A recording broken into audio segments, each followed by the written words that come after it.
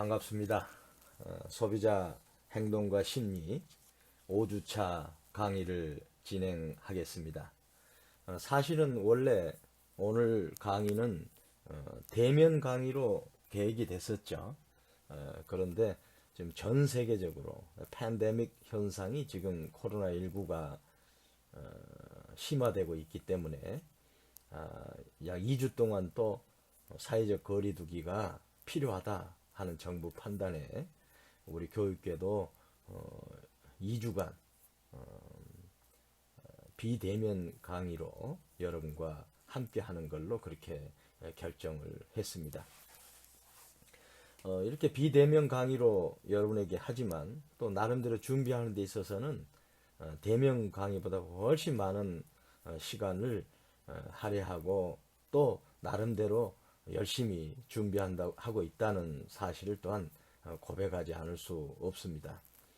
왜냐하면 여러분을 대면하면서 강의를 하면 현장감도 있고 또 제가 또 여러 과제를 진행하는 과정 속에서 여러분들의 또 의견을 듣는 시간도 갖고 하면서 시간에 있어서 상당히 좀 자율적인 운영이 가능합니다만은 이 비대면 강의는 저 혼자 컴퓨터 앞에 앉아가지고 마치 여러분이 앞에 계신 것처럼 제가 강의를 해야 되고 또 여러분의 의견을 듣는 시간을 저희가 드리지 못하기 때문에 저 혼자서 3시간 강의하면 약 150분을 얘기를 해야 됩니다.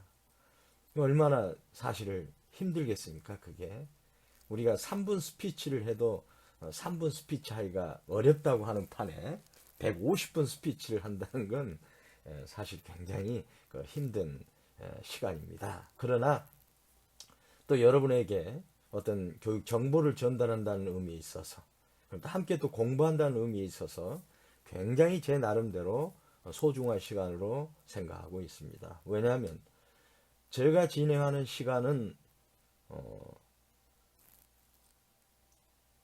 3시간 일지라도 여러분 30명을 계산하면은 그 시간이 얼마입니까? 곱하기 30을 해보세요.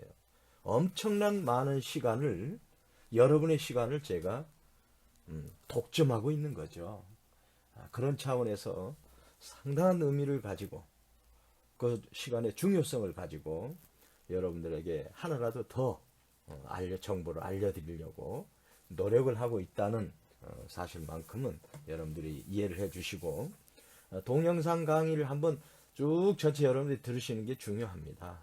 왜냐하면 책을 보고 읽는 것도 중요하지만 직접 강사가 여러분들한테 핵심 사안을 또 강조해서 설명하는 거 그것 자체가 여러분들이 이해하는데 그 다음에 숙지하는데 굉장히 큰 도움이 됩니다. 그래서 동영상 강의를 꼭 한 번만 보지 마시고 2번, 3번 반복해서 여러분들이 좀 봐주셨으면 좋겠습니다.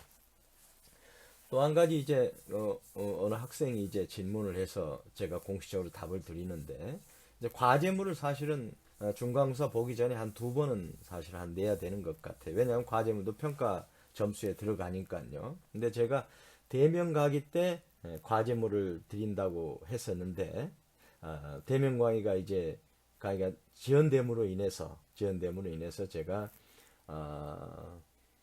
5주차 이번이죠. 이번에 저희가 과제를 하나 내드리고 그 다음에 6주차에 또 하나 과제를 여러분께 내드려서 중간고사 전에 2개의 과제가 완성될 수 있도록 그렇게 제가 시간 배정을 해드리겠습니다. 그러니까 거기에 대해서는 크게 염려하지 마시고 또 과제라는 것 자체가 여러분들이 소비자 행동과 심리에 얼마만큼 집중했나 하는 것을 보는 겁니다. 거기서 여러분의 지식의 정도라든가 이런 거 깊이를 보는 게 아니고 여러분이 얼마만큼 관심을 갖고 이해하고 있느냐 거기에 중점을 두고 있는 거기 때문에 너무 큰 부담은 여러분이 안 가지셔도 됩니다. 다만 여러분들이 성심성의껏 작성하시는 게 중요하죠. 그 다음에 반드시 그런 레포트를 작성할 때에는 여러분의 의견이 다소 거기에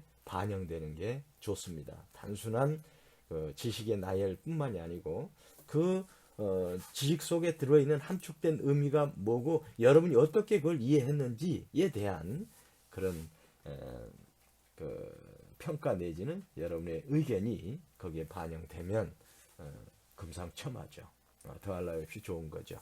그래서 과제물을 제가 그렇게 내드리고 그 다음에 이제 중간고사는 어찌 보면 여러분을 대면하지 한 번도 대면하지 않고 그냥 중간고사 시험이 될 것 같기도 해요. 그래서 중간고사 시험과 관련해서도 제가 중간고사 바로 전 차수에 제가 힌트를 여러분께 좀 드리는 걸로 하겠습니다. 지금 여러분들이 공부하시는데 굉장히 그 환경이 지금 열악한 상태고 어려운 상태고 심리적으로도 불안한 상태이기 때문에 제가 그걸 충분히 고려해서 여러분 입장에 들어가서 이 과제물이나 그 다음에 시험 관련해서 진행을 하겠다 하는 걸 먼저 말씀을 드립니다. 그 다음에 제가 이제 강의를 할 때마다 강의 노트를 제가 게시하고 있습니다. 사실은 그것은 이제 여러분들이 지금 교재를 다 준비했는지도 제가 확인이 안 되고 그 다음에 동영상 강의를 한번 듣고 흘러가 버리는 거기 때문에 여러분들이 기억을 하기 위해서는 문자로서 그것을 보유하면서 자꾸 봐야 되잖아요. 그래서 핵심 용어를 다 거기에 정리를 다 해놨습니다. 강의 노트에. 그러니까 여러분들이 그 강의 노트만 충실히 여러분들이 본다면 뭐 이 소비자 행동 강의 전체적인 맥락을 여러분들이 잡는 데 있어서는 아주 훌륭한 어떤 안내서가 되리라고 감히 자부합니다. 그렇게 해서 강의 노트를 여러분들이 좀 적극적으로 활용해 주십사 하는 걸 제가 말씀을 드립니다. 오늘 5주차 강의는 소비자 행동의 내적 영향 요인에 있어서 4장 학습입니다. 학습 굉장히 중요하죠. 근데 우리가 이 소비자 행동의 내적 영향 요인을 3주차, 4주차에 걸쳐서 저희가 1차 지각부터 했지 않습니까? 그래서 이제 그걸 대강 좀 여러분들이 이해를 해야 전반적인 학습 흐름을 여러분들이 다시 한번 이제 리마인드 될 수 있을 것 같아요. 우리가 먼저 지각에 대해서 얘기했지 않습니까? 지각. 그리고 지각이 끝나니까 이제 우리가 이제 학습에 대해서 여러분들한테 얘기합니다. 이게 다 심리학적 용어입니다. 이런 게 학습. 그 다음에 이제 태도를 또 다음 차수에서 저희가 설명합니다. 그러면 여기까지가 지각하고 학습하고 태도까지 가는 게 이게 이제 우리가 지각 과정을 다 인간의 내적 영향 요인을 다 마무리하는 겁니다. 그리고 나서 비로소 여러분들은 이제 행동에 들어가는 거죠. 의사 결정에 들어가는 겁니다. 그러니까 사실은 태도까지의 이 과정이 소비자 행동과 심리의 거의 반이라고 여러분들이 보시면 됩니다. 그래서 굉장히 중요한 지금 부분을 우리가 공부하고 있는 거죠. 그래서 우리가 이제 지각에 대해서도 제가 말씀을 드렸는데 간단히 이제 다시 한번 리뷰를 해보면서 지각 과정에 대해서 한번 우리가 리뷰한 다음에 학습과 링크 시키는 걸로 그렇게 진행을 하겠습니다. 제가 이제 지각이란 뭐라고 그랬죠? 우리가 다 아시죠? 네, 우리가 주위 세계를 바라보는 방법을 지각이라고 했습니다. 그러니까 우리가 주위 세계를 바라보는 것이 아닙니다. 바라보는 것이 아닙니다. 그러니까 바라보는 것이 아니라 주위 세계를 바라보는 방법을 우리가 지각이라고 얘기했고, 즉 부연하면 개인이 자극을 의미 있고 일관되게 선택하고 조직하고 해석하는 과정을 우리가 전체적으로 지각이라 한다. 이렇게 제가 말씀을 드렸죠. 그 다음에 이제 우리가 이제 지각 과정을 한번 보면은 여러 자극들이 우리 감각기관에 노출이 됩니다. 노출이 되죠. 오감 자극이 있지 않습니까? 시각이 있고, 청각이 있고, 그 다음에 후각이 있고, 미각이 있고, 촉각이 있죠. 이게 이제 지각 과정이 이게 시작됩니다. 그러면 노출된 자극에 의해서 다 우리가 받아낼 수 없다고 그랬지 않습니까? 오버플로우가 돼버리면 안 되잖아요. 그래서 이제 뭐가 있냐? 주의가 있어요, 주의. 네, 주의. 그래서 그런 감각 세계를 통해서 들어온 그런 거에서 주의를 하게 되는 거죠. 주의를. 그 다음에 이제 그 주의한 부분에 대해서 의미를 부여하는 이해 단계가 있죠. 인터프리테이션. 그러면서 이제 과정을 거치면서 지각이 이루어지는 것입니다. 그러니까 감각하고 지각하고는 그래서 다른 겁니다, 여러분. 그러니까 자극에다가 감각, 자극에다가 의미를 부여한 게 지각으로 여러분들이 크게 보시면 되는 거죠. 네. 그래서 이제 감각에 대해서 우리가 또 여러분 함께 했지 않습니까? 우리가 시각 마케팅이 필요하다. 청각 마케팅도 필요한 거죠. 후각 마케팅도 굉장히 필요한 거죠. 예. 그래서 이런 게 다 마케팅 속에 촉각 마케팅, 미각 마케팅이 이게 다 우리 그 마케팅 한 요소 속에 포함돼 가지고 널리 적용되고 있다. 제가 말씀드리고. 그다음 이제 감각의 범위에 보면 이제 절대적 시격을 제가 말씀드렸죠. 절대적 감각, 절대적 시격. 그다음에 이제 차별적 시격. 이게 사실 마케팅에서 중요하다고 말씀드렸죠. 차별적 시격. 그래서 이제 감지 가능한 차이 해가지고 just noticeable difference 해서 J&D 제가 말씀을 드렸죠. 그래서 어떤 것은 가격을 올리거나 상품 양을 줄이거나 할 때는 못 느끼도록 해야 되는 거죠. 차별적 시격에 있어서. 근데 부피를 키우거나 뭐 이런 경우에는 그러면 느끼도록 해야 되는 거죠. 느끼도록. 그 다음에 가격을 내릴 때도 느끼도록 해야 되는 거죠. 그래서 이제 차별적 시격을 마케팅에 활용을 많이 한다. 그 다음에 또 하나 이제 시격하지각이라고 제가 말씀드렸죠. 시격하지각은 뭐냐면 이 감각 기능을 초월한 거지만 그게 우리 무의식 속에 그게 뭔가 영향을 미친다. 그래서 이런 시격하지각도 굉장히 마케팅에 있어서 필요하다 하는 걸 제가 말씀을 드렸습니다. 이렇게 이제 감각기관을 통해서 들어오지 않습니까? 이게 지각 과정의 첫 단계로서. 그랬을 때 그 다음에는 뭐하니 이제 주의를 한다. 주의. 예. 이제 거기서 노출된 모든 자극을 지각 과정을 통해서 처리하지 않고 주의를 통해서 노출 다음으로 지각 단계로서 우리가 노출된 특정 자극을 처리하고자 인지적 자원을 거기에 배분한다 이거죠. 비로소. 예. 그걸 이제 뇌가 이제 활동을 하는 겁니다. 그래가지고 주의를 하는 거죠, 주의. 그래서 이제 마케팅 관리자들은 자신의 상품과 관련해서 소비자들이 주의를 기울일 수 있도록 커뮤니케이션에 적극 노력을 해야 된다 하는 걸 제가 말씀드렸고 또 주의와 환기 수준에 제가 또 말씀을 드렸습니다. 주의가 환기 수준은 뭐냐면 이제 각성, 어라우설이 이제 각성, 뭐 환기, 흥분한데 각성으로 하면 이해가 쉬운 것 같아요. 그래서 욕스 다드슨 법칙에 의하면 환기 수준이 너무 낮으면 주의 범위가 산만해 가지고 정보 처리 능력이 떨어진다. 근데 환기 수준이 너무 높아 버리면 또 주의 범위가 좁아져 가지고 중요 정보마저 놓칠 수가 있다. 그래서 환기 수준과 주의 범위를 적당히 집중했을 때 중요 정보를 처리할 수 있다 하는 걸 제가 욕스 다드슨 법칙을 제가 설명을 드렸죠.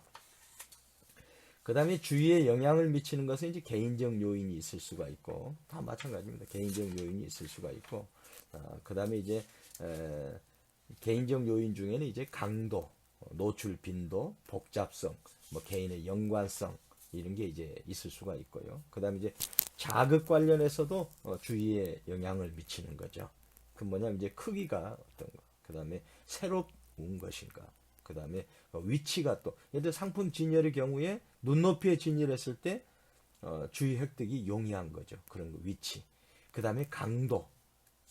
그러니까 이제 뭐랄까 아주 큰 소리로 뭘 한다든가 좀 시장에서 막 큰 소리로 얘기하고 그러잖아요. 그 다음에 상가 새로 입점할 때 음악을 틀고 여러 가지 시각 효과도 하고 그런 강도. 그 다음에 이제 요즘 뭐 성적 소구나 유머 소구. 그러니까 이제 성적으로 어필하는 것, 유머로 어필하는 것 이런 것을 또 주의 획득하는데 용이하다 해가지고 마케팅에서 많이 활용하고 있죠. 그리고 이렇게 주의가 되면 그 다음에 뭐가 되겠어요? 이해가 되는 겁니다. 이해가. 이해는 이제 우리 자극에 의미를 부여하는 과정입니다. 예. 그래서 이제 대상을 보고 가장 큰 차이가 나는 영역이 이해의 영역입니다. 이게 각 개인마다 다 다릅니다, 이거. 그래서 이 마케팅, 소비자 행동을 연구하는데 어렵다는 게 이해의 문제죠. 그래서 이제 이해 단계에서는 우리가 지각 과정의 특성에 대해서 알아야 되고 어떤 방식으로 사람들이 의미를 부여하게 되는지 어떤 형태로 저장되는지 등에서 우리가 알아둘 필요가 있다. 그래서 이제 그래서 지각의 특성이 뭔가 그래서 그렇게 해서 이제 감각기관을 들어가지고 노출이 돼서 거기에서 이제 주의를 통해 가지고 그다음에 이제 거기서 이제 이해까지 왔는데 이게 이제 전 과정 속에서 이제 지각이라는 개념으로 이게 전체 과정을 우리가 해석했지 않습니까? 그러면 지각이 우리가 뭔가를 우리가 4주차에서 우리가 배웠죠. 그래서 이제 지각은 다 뭐 지각을 한 게 아니다. 선택적 지각을 한다. 핵심이 겁니다. 지각을 어떻게 하느냐? 선택적 지각을 한다. 그래서 이제 매 단계마다 선택적 지각이 진행된다. 그랬죠. 그래서 선택적 노출을 한다. 노출이 되는 것도 우리가 선택적으로 노출을 골라내는 겁니다. 그 다음에 그 노출된 것 중에서 선택적으로 우리가 주의를 하는 겁니다. 선택적으로. 예. 그 다음에 이제 선택적으로 주의를 했다 할지라도 이해를 또 선택적으로 이해를 합니다. 이게. 자신의 가치가 있다고 여겨진 대상만을 우리가 이해하는 거죠. 예. 그리고 나서 이제 선택적 보존을 합니다. 이것은 내가 기억해야 되겠고 무의미하다 그러면 버려버리고 해가지고 선택적 보존과. 그래서 모든 지각 과정에 있어서 어떻게 지각을 한다? 선택적 지각을 한다. 이게 중요한 겁니다. 마케팅에서도 그래서 소비자 행동을 연구하는 데서 이게 중요한 겁니다. 그래서 각 단계마다 선택적 대상이 될 수 있도록 노력해야 된다는 거죠. 그 다음에 이제 선택적 지각의 기능은 이제 지각적 탐색하고 지각적 방어가 있는데, 지각적 탐색은 이제 자기 욕구에 부합하고 자기의 유용한 정보다 더 잘 지각하는 걸 이제 지각적 탐색이라 그러고, 지각적 방어는 예를 들어서 개인의 지식이나 신념, 가치관 등과 배치되는 자극에 대해서는 선택적으로 지각하지 않으려는 현상이 이제 지각적 방어죠. 그러면 우리가 광고라든가 기업이 이제 마케팅을 할 때 가장 좋은 게 뭐죠? 지각 선택 받는 거죠. 그렇죠. 그러면 이제 적극적 지각적 선택과 지각적 방어를 적절히 활용을 하면 소비자한테 내가 원하는 상품 내지 서비스 아이디어를 제대로 전달할 수 있다. 그런 거죠. 그럼 이제 지각을 이게 선택적으로 지각을 하는데, 그럼 이걸 이제 우리 두뇌 속에는 이걸 어떻게 이제 기억을 하는 걸까? 그걸 이제 우리가 배워야 되는 거 아닙니까? 거기에 이제 우리가 사용하는 게 지각적 조직화다. 조직화. 그러니까 이제 지각을 한 단위로 보관하는 게 아닙니다. 우리 두뇌가 그것을 조직화하는 것. 그러니까 무수한 자극들을 독립적으로 단절된 감각의 집합체로 보지 않고 여러 자극들을 조직화해서 하나의 전체로 본다는 거죠. 이게 중요한 거죠. 그래서 이제 지각적 부호화, 그러니까 이해할 수 있는 감각의 형태로 변화하는 과정, 인코딩 한다고 했죠. 그 다음에 이제 통합해서 지각한다.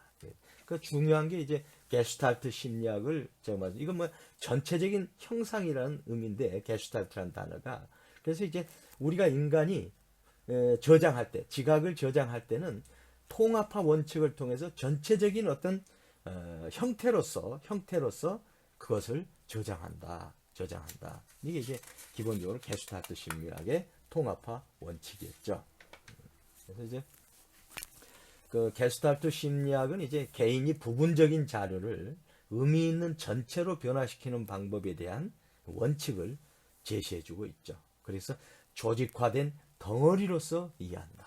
그래서 우리 오케스트라를 들을 때 악기 하나하나에 대한 소리를 듣는 게 아니고 전체 하모니로서 우리가 통합화해서 듣는다. 우리 상품도 그렇게 본다 이거죠. 상품. 예를 들어 PC를 보면 PC의 뭐 겉모형만 보는 게 아니고 외관도 보지만 용량도 보고 또 그다음에 뭐 여러 가지 PC에 필요한 핵심 요소들 있지 않습니까? 그런 걸 다 함께 통합해서 본다 이거죠. 통합해서. 이게 아주 중요한 겁니다. 그래서 이제 거기에 몇 가지 이제 통합화 원칙이 있는데 형상과 배경 얘기했죠. 형상. 우리가 이제 주가 되는 것을 형상이라 그러고 뒤에 백그라운드가 되는 것을 배경이라 그러는데 우리가 주가 되는 게 부각하도록 하는 게 마케팅, 광고 마케팅에 있어서 핵심이다. 그런 그 형상을 강화하기 위한 배경을 이용해야 된다. 이렇게 말씀을 제가 드렸습니다. 그래서 이제 또 어떻게 보면 이제 형상과 배경이 있는데 은근히 숨겨진 배경을 더 드러나게 하는 그런 광고 컨셉도 있을 수 있다. 그래서 예를 들어서 목욕하면서 음악을 듣는 건 목욕이 형상이죠. 그 다음에 음악은 배경이죠. 근데 내가 음악만 듣고 있다. 그럼 음악이 형상인 거죠, 그게. 그러니까 이제 배경과 형상은 딱 정해져 있는 게 아니라 이거죠. 그걸 의도하는 사람이, 예를 들어 마케터라면 마케터가 어떻게 어떠한 의도로 형상과 배경을 활용했느냐에 따라서 형상이 배경이 될 수 있고 배경이 또 형상이 될 수 있다. 이런 말씀을 제가 드렸고, 그다음에 이제 집단화라는 건 이제 같은 모양이라든가 뭐 근접성이라든가 유사성이라든가 연서성에 따라서 그걸 집단화해서 보려고 하는 인간의 심리가 있다고 말씀드렸죠. 그러니까 우리 지각도 다 그렇게 보고 있는 겁니다. 그다음에 또 가능한 또 이제 단순한 형태를 더 선호한다. 단순화. 그다음에 이제 그 뭔가 비어 있는 것 같으면 그걸 완결하려고 하는 그런 성향이 있다. 그 완결성. 거기서 막 그러니까 통합화에 있어서는 이런 여러 요소를 통해서 지각을 우리가 저장하고 인지한다. 이렇게 여러분들 이해하시면 됩니다. 그 다음에 또 이제 이미지하고 지각도를 말씀드려요. 이미지 아주 중요합니다. 우리가 모든 사물은 다 우리가 이미지로 보는 겁니다. 거기에는 여러 가지 원천적인 정보들이 다 종합해서 하나의 이미지로 형상화되는 거죠. 그래서 이미지가 중요해서 뭐 기업들이 브랜드도 바꾸고 CI도 바꾸고 하는 거 다 이미지업을 위해서 한다. 그래서 이제 지각도는 이제 다차원 척도라고 멀티디멘셔널 스케일링해서 내 상품을 이제 어느 위치에 이제 놓을 건가. 그래서 이제 다른 브랜드들이 갖고 있는 그 지각도 위치하고 내가 갖고 있는 지각도 위치하고 있어서 거리를 어떻게 할 건가. 멀리 할까 가까이 할 건가. 그래서 도식화한 그걸 우리가 지각도라고 얘기를 했죠. 그 다음에 이제 지각적 해석이 있고 추론이 있는데 지각적 해석은 이제 의미를 부여하는 겁니다. 이제 거기에다가. 이게 아주 중요한 거죠. 이게. 이 마케팅에서 굉장히 중요한 거죠. 지각적 해석이라는 게 중요한 거죠. 왜? 거기에 의미를 부여한 거기 때문에. 그래서 지각적 해석 유형을 보면 자동적으로 해석되는 것도 있고, 그 다음에 이제 통제된 상태에서 해석되는 것도 있고, 그 다음에 이제 구체적 의미로 그게 지각된 것도 있고, 또 추상적 의미로 지각된 게 있고, 적은 수의 지각, 많은 수의 지각, 여러 가지 지각적 해석의 유형이 차이가 나는 거죠. 그래서 이제 자동적 처리가 된다. 의식 무의식적으로. 그 다음에 해석의 수준이 깊은 해석이냐 얕은 해석이냐. 그 다음에 정교화가 얼마나 세부적으로 세밀하게 하느냐. 그러니까 정교화가 낮을 때는 뭐죠? 적은 의미의 피상적 특성만을 이해하는 거죠. 근데 정교화가 깊을 때는 더 많은 의미의 중심적 특성까지도 다 이해하게 된다. 그 다음에 이제 기억의 가능성. 기억의 가능성은 이제 의식적인 거나 깊은 해석이나 정교하거나 이런 것은 사실은 기억 가능성이 더 커지겠죠. 그래서 지각적 해석이 중요하고요. 지각적 추론은 이제 간접적인 지각입니다. 다른 사람이 저 옷을 입었는데 나도 좋네 이렇게 추론할 수 있는 거. 그게 이제 지각적 추론이죠. 지각적 해석이 중요한 건 맞습니다. 이게 지각적 해석이 끝나고 나면 뭘 해야 된다 그죠? 기억이라 기억. 기억. 이제 본격적으로 기억에 들어가는 거죠. 이제 기억은 세 가지가 있다고 그랬죠. 첫째가 이제 감각적 기억이 있고, 그 다음에 운용 기억이 있고, 그 다음에 장기 기억이 있다고 그랬죠. 그래서 이제 감각 기억은 감각기관으로 들어온 오감 자극이 잠깐 동안 머물게 하는 기억. 그걸 이제 감각 기억이라고 그러죠. 그 다음에 이제 운용 기억은 이제 감각 기억을 통해 들어온 정보라든가 또 기존 장기 기억에 저장된 정보를 인출해 처리하기도 하고 정보를 처리한 후에 필요한 정보를 다시 장기 기억으로 이전하는 역할도 하고 또 이것을 지워버리는 역할도 하고 그래서 이제 운용 기억이 사실은 굉장히 중요하다. 여러분들 시험 볼 때도 머릿속에서 이걸 인출해 가지고 써야만이 실적으로 답안지를 작성할 수 있는 거 아닙니까? 그래서 운용 기억이 중요하다. 그다음에 이제 장기 기억은 이제 롱텀 메모리 해가지고 운용 기억에서 처리된 정보가 오랫동안 또는 영구적으로 보관된 형태의 기억을 말한다. 그래서 이런 장기 기억을 강화하기 위해서는 이제 리허설이라든가 리허설은 이제 계속 반복하는 거죠. 리허설. 그다음에 인출이 용이하게 해야 되고 이런 장기 기억들을 그다음에 이제 정보 저장함에 있어서 이제 어휘 기억과 일회성 기억이 있다. 제가 말씀을 드렸죠. 그다음에 이제 기억 저장 장치 어떻게는 기억할까 우리가 두 가지가 있습니다. 하나 이제 연산망으로 우리가 기억을 한다고 그랬죠. 그다음에 두 번째 우리가 범주화를 시켜서 기억한다고 그랬습니다. 그러니까 이런 기억도 단세포적으로 하나하나 구분되어 있는 게 아니고 전체가 연관돼 가지고 연상해서 한다 이거죠. 연상해서. 그래가지고 이제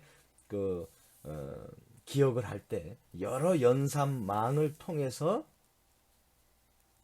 기억이 저장된다. 그걸 이제 우리가 스키마라고 하죠. 스키마. 그래서 이제 뭔가 연산망 형태로 저장되기 때문에 그와 주변 개념들 역시 떠오르는 현상이 있잖아요. 이때 동시에 떠오르는 활성화된 영역을 우리가 스키마라고 그랬죠. 스키마. 그래서 제가 이제 소나타를 가지고 여러 가지 한 10개 정도의 어떤 연산망을 가지고 노드를 가지고 링크가 된 현상까지 포함해 가지고 연산망에 대한 하나의 내용을 제가 설명을 했고요. 그 다음에 이제 범주화라는 건 뭐냐면 이제 카테고리를 정한다는 겁니다.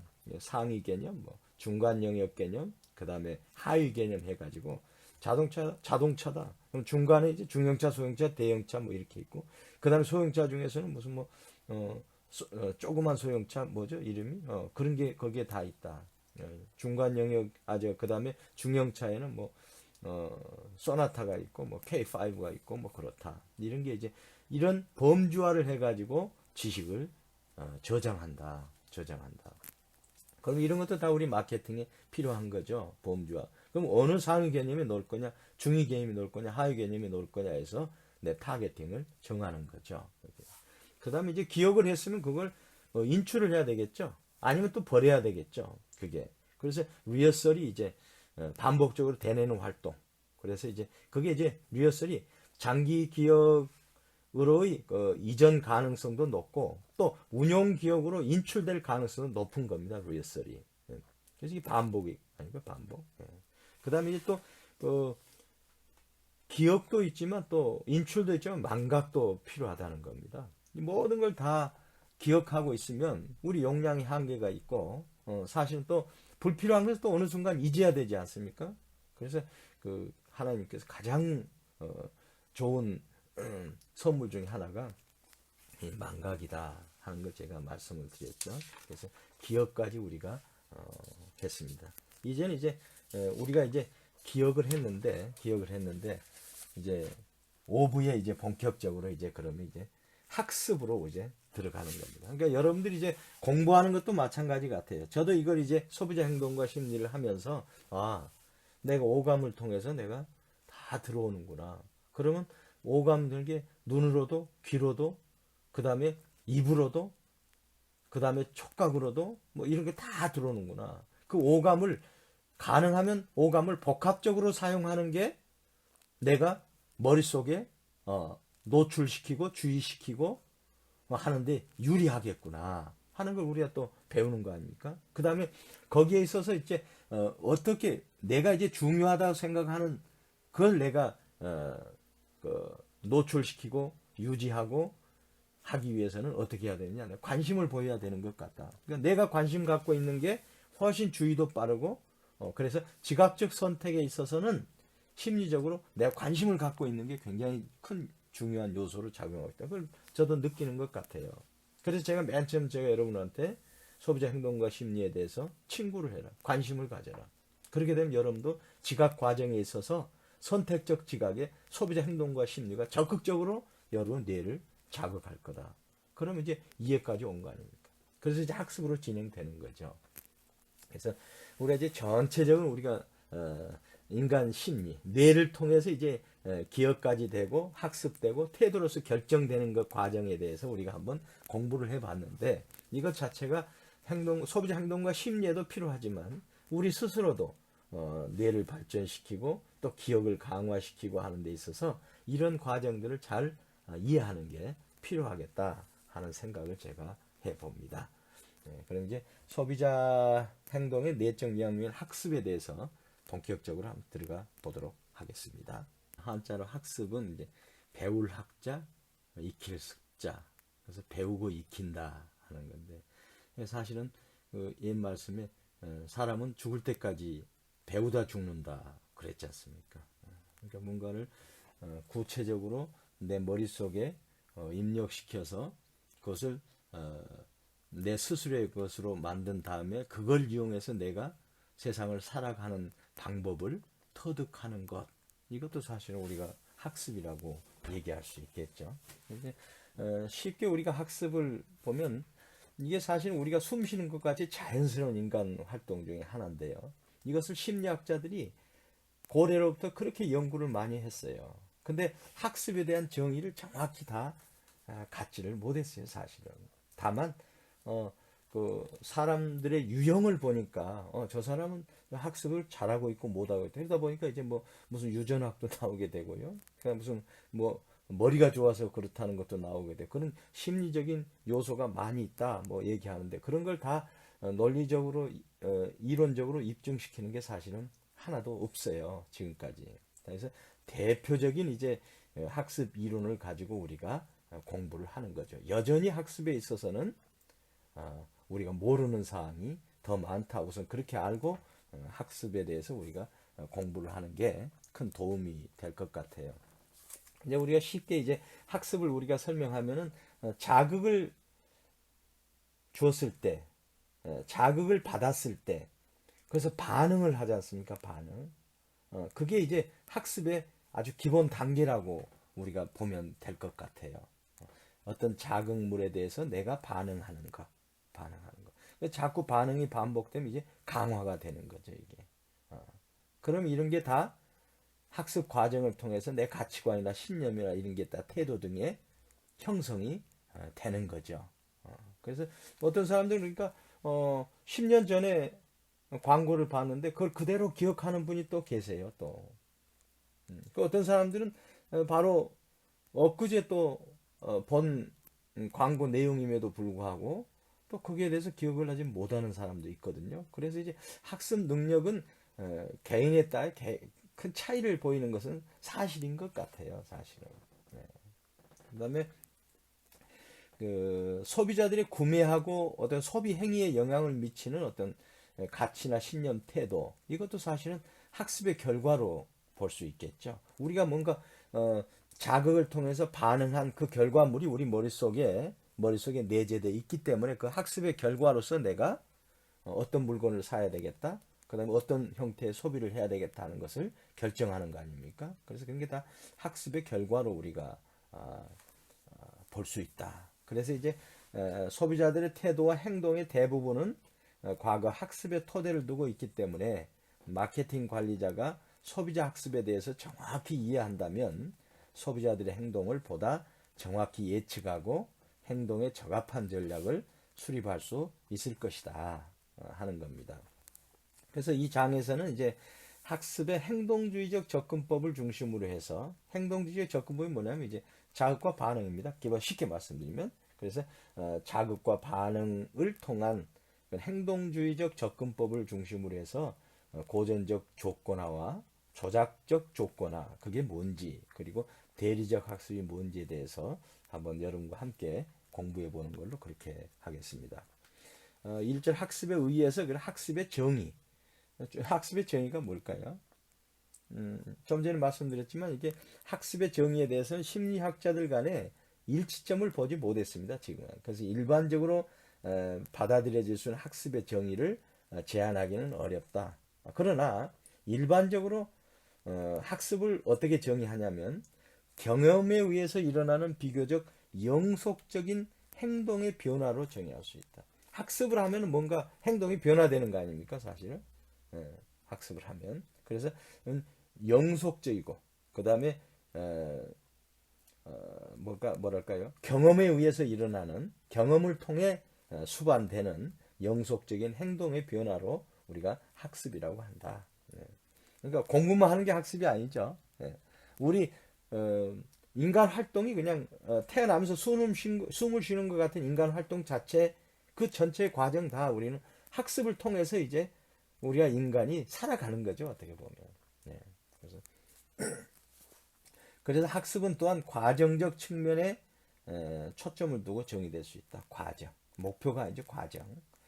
그래서 학습이란 동기와 강력히 지각된 경험, 그리고 특정의 자극이나 상황에 대한 행동 경향의 반복.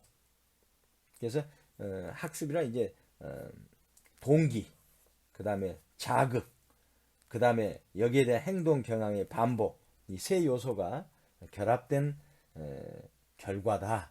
이렇게 이제 우리가 이해하면 될 것 같습니다. 다만 학습의 정의에 성숙하고는 구분되죠. 성숙은 이제 나이가 들어감에 따라서 나타나는 생물학적 과정이죠. 그러니까 성숙과 학습은 다른 개념이다. 이렇게 여러분들이 이해하시면 될 것 같습니다. 그 다음에 우리가 이제 이런 왜 심리학적 요소들을 우리가 배우게 되죠? 바로 소비자의 내적 심리를 파악하기 위해서 우리가 배우는 거죠.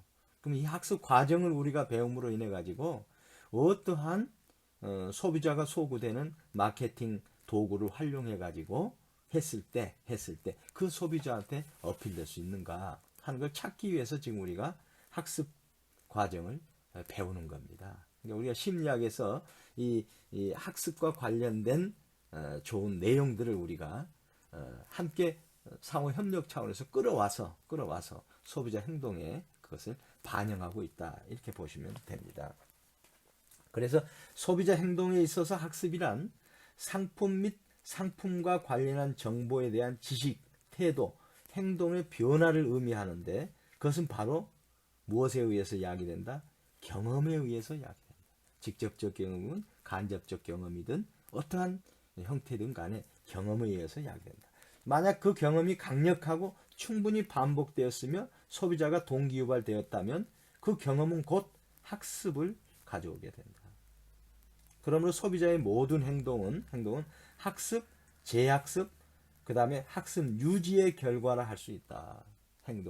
행동은 그러니까 학습의 결과라고 보시면 되는 겁니다. 그래서 그 주된 노력도 바로 최선의 행동 양식을 학습하는 데 주어져 있다. 이렇게 볼 수 있는 거죠. 그 다음에 이제 학습 이론은 이제 크게 두 가지로 나눌 수 있어요. 행동적 접근하고 인지적 접근이 있는데 이 장에서는 이제 행동적 접근을 우리가 살펴보는 건데 행동적 접근이 뭐냐면 어떻게 보면 이제 아까 말씀 자극과 반응 이런 행동이 어떻게 일어나는지 그걸 우리가 배우는 겁니다. 그 다음에 인지적 접근은 뭐냐면 지식의 변화죠. 지식. 단편적인 지식을 갖고 있는 사람, 지식을 많이 갖고 있는 사람, 이 이제 변화함에 따라서 어떻게 보면 그 학습이 강화되고 뭐 한다 하는 내용인데 그 인지적 학습 태도 쪽에서 우리가 좀 더 우리가 보완해서 그건 우리가 이해하는 걸로 하고 여기 학습에서는 행동적 접근 부분에 집중적으로 공부하는 걸로 그렇게 지금 설계가 되어 있습니다. 앞서서 이제 학습 이론으로 하나는 이제 행동적 접근, 또 하나는 인지적 접근을 얘기했죠. 행동적 접근은 이제 우리가 지금 공부하려고 하는 겁니다. 행동적 접근은 외부 자극과 반응에 의해서 학습이 이루어진다. 두 가지가 있는데 하나는 이제 고전적 조건화가 있고 또 하나 이제 수단적 조건화. 여기 책에서 이제 조작적 조건화 이 두 가지가 있습니다. 그래서 행동 관찰에 관심을 갖고 있는 거고, 그다음에 인지적 접근은 어떤 지식의 변화를 반영해서 어떤 학습을 정보에 대한 복잡한 지각 과정으로 파악해서 그 과정을 탐구하는 거. 이제 인지적 접근입니다. 이 두 이론 다 사실은 우리 머릿속의 뇌 구조를 연구하는 거기 때문에 아직도 연구해야 될 분야 내지는 영역이 굉장히 많다고 볼 수 있는 거죠. 그래서 이제 2절 고전적 조건화, 고전적 조건화 들어가기 앞서서 이것을 이제 창안한 파블로프에 대해서 간단하게 우리가 한번 내용을 확인하고 공부에 들어가도록 하겠습니다. 여러분 파블로프 하면은 뭐가 생각나죠? 파블로프 개가 생각나죠? 이분은 이제 러시아의 생리학자인데 사실은 1904년에 러시아인 최초로 노벨 생리학상을 받은 아주 그 훌륭한 학자입니다. 이분이 이제 그런 이제 소화액 분비라든가 이런 데 이제 공부를 많이 했는데 나중에 1902년에 유명한 개실험을 통해서 조건 반사를 발견했습니다. 근데 고전적 조건화 실험으로 불리기도 한 이 실험은 뭐냐면 타액이 입 밖으로 나오도록 수술한 개로 침샘을 연구하던 과정에서 발견했습니다. 개는 음식을 보면 침을 흘리는 무조건 반응을 일으키는데 종소리에는 아무런 반응을 하지 않습니다. 그래서 이것을 이제 중립자극이라고 했는데 처음에는 이제 중립적인 종소리만 들려주면 아무런 반응을 하지 않았지만 중립적인 종소리와 함께 무조건적인 음식을 주는 행위를 반복하니까 개는 중립적인 종소리만 듣고도 침을 흘리는 무조건 반응을 일으켰다는 겁니다. 그래서 이런 고전적 조건 형성이 일어나는 이유는 개가 종소리를 들으면 곧이어 무조건 자극인 음식도 함께 제공받을 것이라고 믿기 때문이죠. 그래서 파블로프는 이 같은 개의 반응을 연구해서 조건 반사의 존재를 확인하고 본질을 규명했습니다. 또 연구를 발전시켜서 생리학 이론과 실험, 나아가 행동 심리학에까지 큰 공헌을 하였죠. 참고로 인간 행동의 95%는 의식되지 않는다고 합니다. 우리가 다 모든 걸 의식하면서 행위하지 않지 않습니까? 사실 대부분은 무의식이죠. 그래서 무의식적 반응은 습관화된 조건 반사 운동이라고 얘기합니다. 습관화된 조건 반사 운동. 그래서 이제 개가 침 흘린다든가 우리가 신경 무릎을 치면 무릎이 자동적으로 움직인다든가 뭐 배변 반사라든가 그 하품을 하면 입이 자동적으로 벌어지는 거 구강 안면 반사 이런 게 있죠. 그래서 무조건 반사는 이게 선천적입니다. 선천적. 근데 조건 반사는 뭐냐? 살아가는 동안 습득되는 반사입니다. 그래서 학습을 통해 형성되는 반사. 이걸 이제 조건 반사라고 하죠. 이것을 이제 파블로프가 연구했는데 이제 재밌는 게 이제 개를 실험하면서 무조건 자극인 먹이를 주면 이 미각을 자극해 가지고 침을 흘리는 겁니다. 당연히 그렇죠. 그리고 또 하나 이제 종소리를 울리니까 청각 자극이죠. 종소리를 울리니까 개는 청각을 통해서 어디에서 종소리 울리는가만 쳐다볼 뿐 침을 흘리지 않습니다. 아무런 관계가 없는 거죠. 근데 먹이와 함께 종소리를 들려주니까 반복적으로 들려주니까 나중에는 먹이를 주지 않고 종소리만 울려도 개는 침을 흘린 겁니다. 그래서 이제 파블로프는 이게 중립자극은 아무런 관계가 없지만 중립자극도 무조건 자극과 함께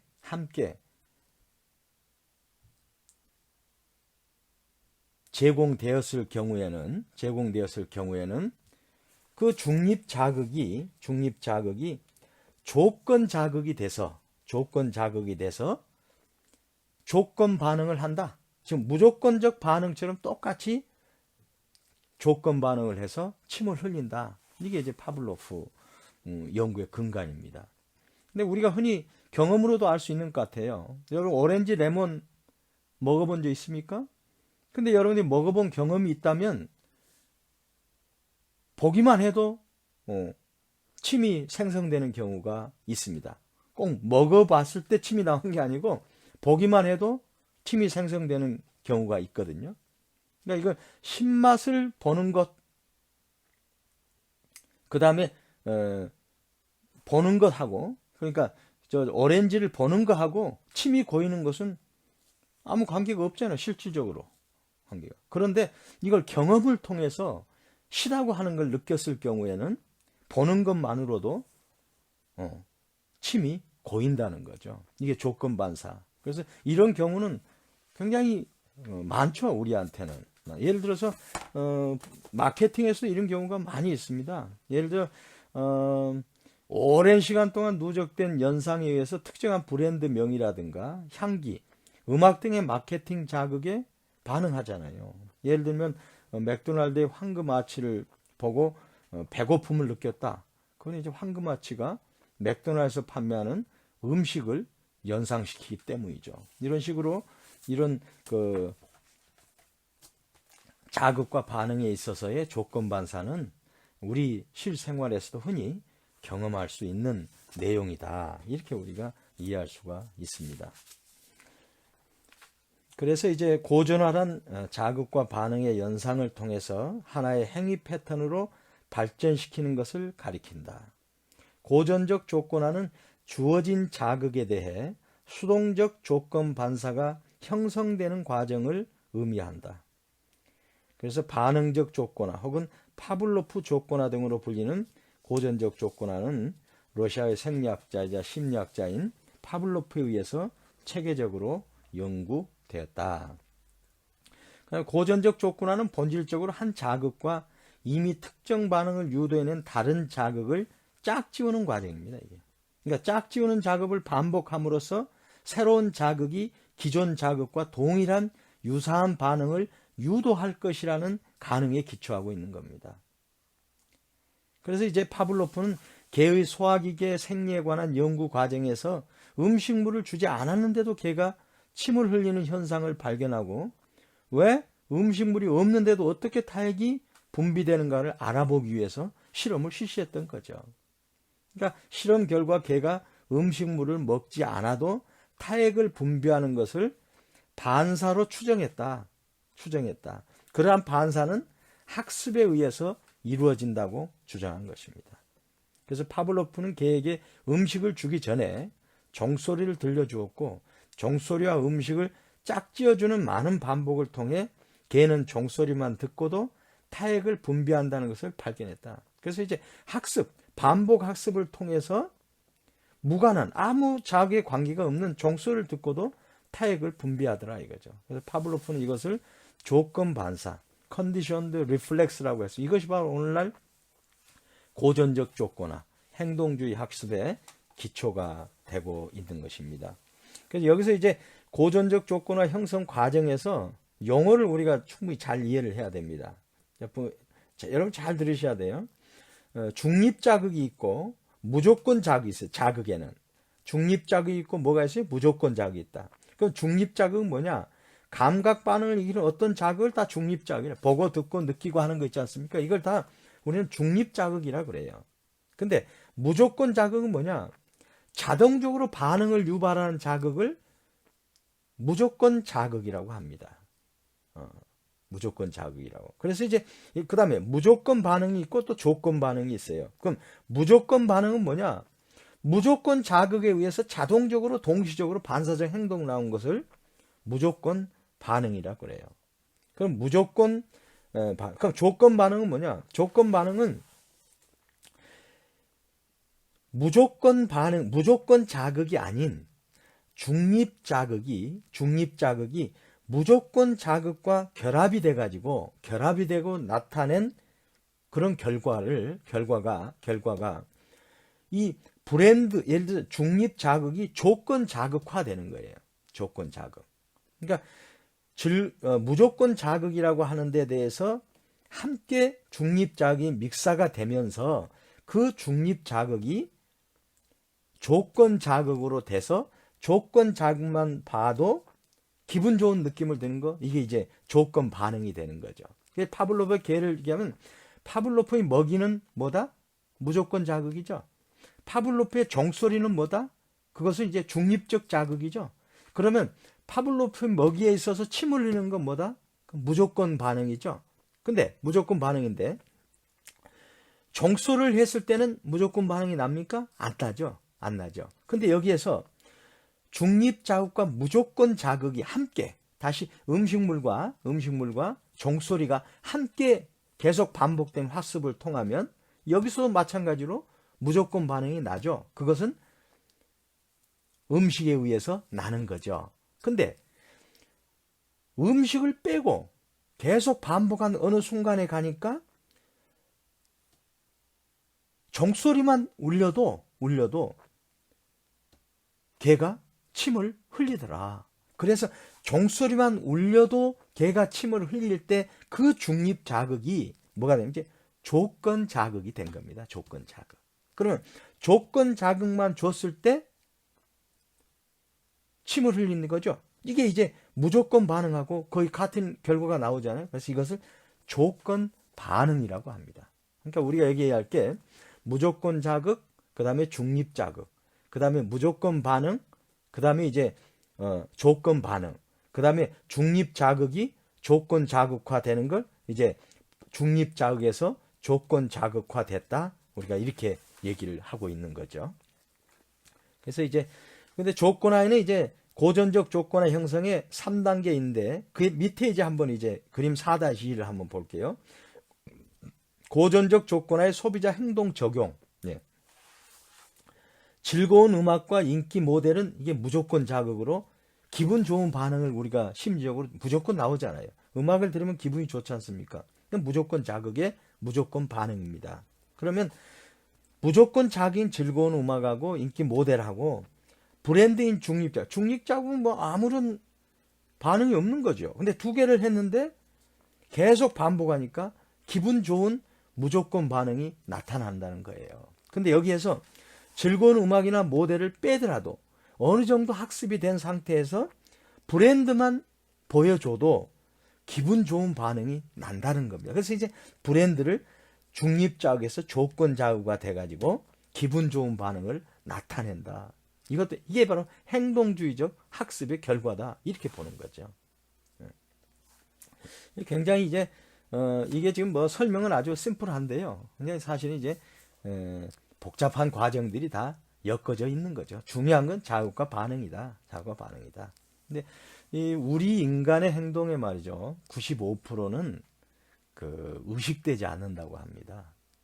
그러니까 이제 어떻게 보면 무의식적 자극에 의한 무의식적 반응이 일상화되어 있다. 이렇게 우리가 볼 수 있는 거죠. 예를 들어서 뭐 개의 침도 그렇고 우리 뭐 무릎 반사라든가 배변 반사, 그다음 뭐 우리가 하품을 하면 입이 자동적으로 벌어진 거 있지 않습니까? 이것은 무의식적으로 그냥 반응이 일어난 거죠. 그러면 이제 그래서 이제 무조건 무의식적 반응은 뭐냐면 이제 선천적이다. 예. 근데 이제 조건 반응은 뭐냐? 살아가는 동안 습득되는 반사다.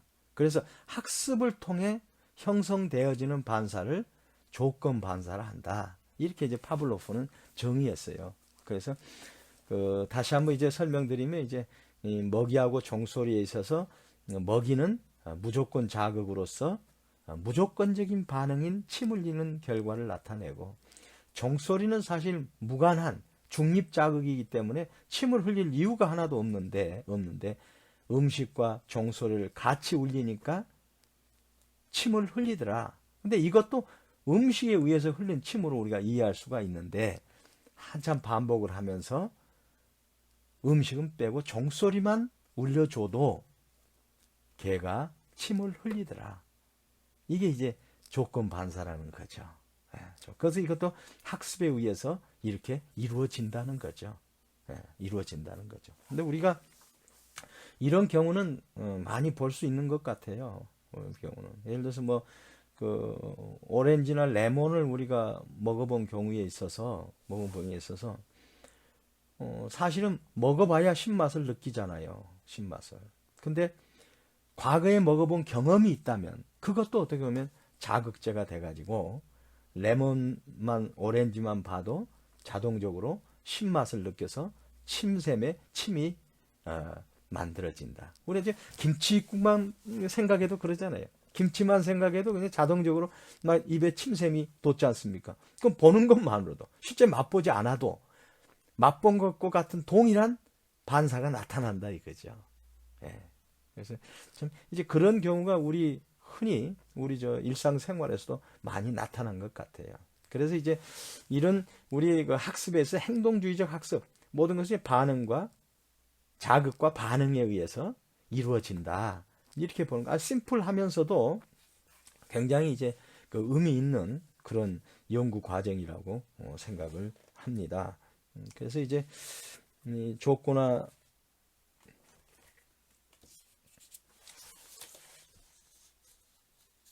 그 다음에 여기서 이제 고전적 조건화 형성 3단계를 보면요. 그 1단계는 이제 반사 반응 유발하는 것을 적극 찾는 겁니다. 반사 반응 유발 적극 찾기. 뭐냐면 무조건 자극을 찾아야죠. 그러니까 파블로프 실험의 개에 보면은 음식물이 바로 그 1단계 무조건 자극이죠. 그걸 주는 겁니다. 그걸 찾는 겁니다. 그 다음에 2단계는 뭐냐면 무조건 자극과 중립 자극을 결합하는 겁니다. 결합. 그래서 중립 자극을 종소리를 결합시킨 거죠. 파블로프는. 근데 결합 과정을 계속 반복. 음식 줄 때마다 종을 주고, 음식 줄 때마다 종을 이렇게 하다 보니까 결합 과정 반복 시에 중립 자극만으로도 반응이 유발되더라. 이것은 이제 선천적인 게 아니죠. 이거 학습을 통해서 이루어진 거죠. 이게 바로 행동주의적 학습의 요체입니다. 그래서 이 중립 자극을 조건 자극이란다. 컨디션드 반응을 일어난 조건이 부여됐다 이거죠. 자기는. 그 다음에 여기서 나타나는 반응을 조건 반응이라고 합니다. 2단계. 그 다음에 3단계는 뭐냐면 조건화에 대한 검증입니다. 무조건 자극 없이, 그러니까 음식물 없이 조건 자극만 들려주어도 조건 자극에도 침 흘림 현상이 나타난다는 거죠. 침 흘림 현상. 그래서 타액 분비로서 조건 반응이 나타난다. 이게 이제 조건화 형성에 있어서 3단계입니다. 그러니까 이제 어떻게 보면 무조건 자극 찾기가 1단계, 2단계는 이제 무조건 자극과 중립 자극을 결합하는 단계. 그러면서 이것을 반복적으로 학습시키는 단계. 그래서 이제 3단계는 이제 무조건 자극 없이 중립 자극만 투입했을 때 결과가 나타나는가를 보는 거. 그래서 그게 이제 중립 자극이 조건 자극이 되고 그 다음에 그 결과로서 조건 반응이 나타난다. 이게 이제 고전적 조건화의 기본 개념하고 형성 과정입니다. 이게.